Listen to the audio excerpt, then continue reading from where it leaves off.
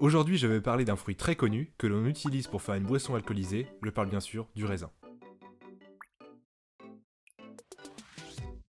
Le raisin vient de la vigne, vitis en nom botanique. C'est une plante à mi-chemin entre un arbuste et une plante grimpante. On ne compte pas moins de 72 espèces. On la retrouve dans le Proche-Orient, en Asie orientale, en Europe et même en Amérique du Nord. Nous avons retrouvé des traces de raisin 6000 ans avant Jésus-Christ en Europe centrale.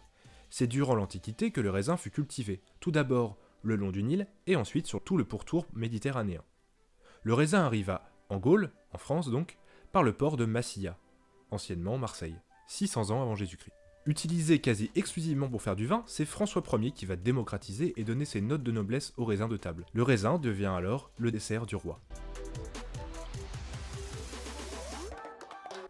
Nous pouvons apprécier les premières grappes de raisin début juillet, grâce aux cultures en serre. Nous pouvons ensuite avoir le raisin cultivé en pleine terre de juillet jusqu'à octobre. Ensuite, nous pouvons avoir du raisin jusqu'en décembre grâce à la conservation dans les chambres froides. Il existe de nombreuses sortes de raisins de table, des rouges, des blancs, des rosés par exemple. Par raisin de table, comprenez des raisins qui se consomment sous forme de fruits. Il existe d'innombrables sortes de raisins qui servent à faire du vin. Nous classons les vignes qui servent à faire du vin en cépages. Il est utilisé comme fruit de table. Il peut être utilisé en jus, en pâtisserie, pour la confection de boissons alcoolisées, la forme la plus connue, le vin. Il peut même être utilisé pour faire de l'huile, avec ses pépins, qui contiennent beaucoup d'acides gras. C'est le 7e fruit le plus consommé en France, hors vin bien sûr. Une portion de raisin est comprise entre 80 et 100 grammes. Le verre de rosé en terrasse ne compte bien évidemment pas en tant que portion de fruit. C'est honteux! Avec presque en moyenne 46 000 tonnes de raisins de table cultivés par an, la France se classe 5e producteur européen de raisins. Le raisin contient 80% d'eau, ce qui est plutôt important. La quantité de lipides et de protéines sont négligeables, mais nous comptons tout de même, en moyenne, 16 grammes de glucides pour 100 grammes de raisin. Cela en fait un fruit relativement sucré.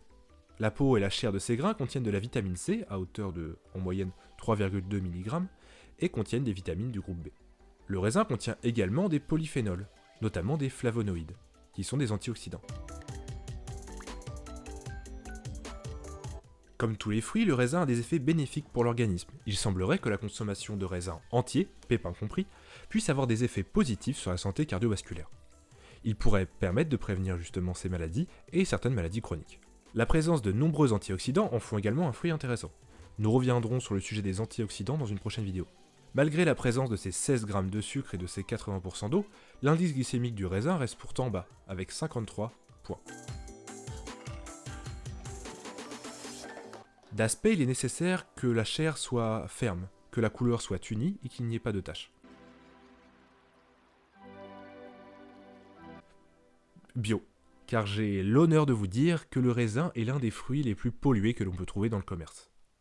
En effet, sur un échantillon, 89% des grappes de raisin contiennent des traces de pesticides, dont 2,5% qui dépassent le seuil légal en Europe. Pour une conservation optimale, il est préférable de le laisser au frigo, environ 5 jours. Au-delà, les vitamines commencent à se détériorer. Ensuite, à l'air libre, il faut consommer le raisin sous 3 à 4 jours, sinon, de même, les vitamines se détériorent. Le raisin, si j'avais un conseil, ce serait de le manger cru, nature en fait, tout simplement. Que ça soit en dessert, en collation ou même en salade. Bon, j'espère que cette vidéo vous a plu, que ce format vous a plu également. N'hésitez pas à aimer, commenter ou partager la vidéo si elle vous a plu.